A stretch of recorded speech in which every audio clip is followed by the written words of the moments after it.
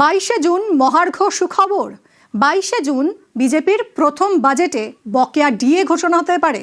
DA নিয়ে সরকারি কর্মীদের সঙ্গে বৈঠক করেছেন মুখ্যমন্ত্রী। সুপ্রিম কোর্টের নির্দেশ মেনেই বকেয়া মেটানোর আশ্বাস দিয়েছেন। বৈঠকের পর এরকমই দাবি সংগ্রামী যৌথ মঞ্চের ভাস্কর ঘোষের।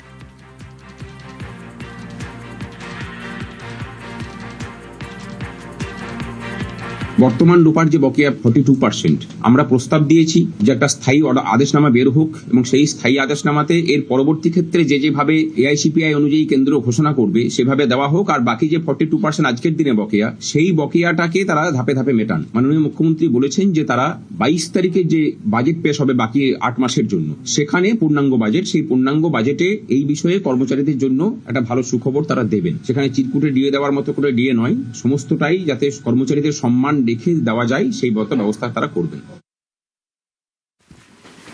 জানুয়ারি থেকে কি চালু সপ্তম পে কমিশন? পে কমিশন চালু নিয়ে আশ্বাস মুখ্যমন্ত্রীর। কর্মীদের থেকে প্রস্তাব চেয়েছে সরকার। বৈঠকের পর দাবি সংগ্রামী যৌথ মঞ্চের ভাস্কর ঘোষের।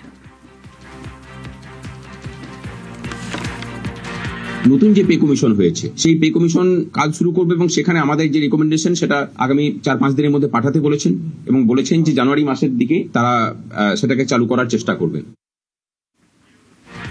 ডিসেম্বরের মধ্যে 50,000 কর্মী নিয়োগ। শূন্য পদে নিয়োগ নিয়ে আশ্বাস মুখ্যমন্ত্রীর। 7ই জুন নিয়োগ নীতি প্রকাশ সরকারের। দাবি সংগ্রামী যৌথ মঞ্চের ভাস্কর ঘোষের।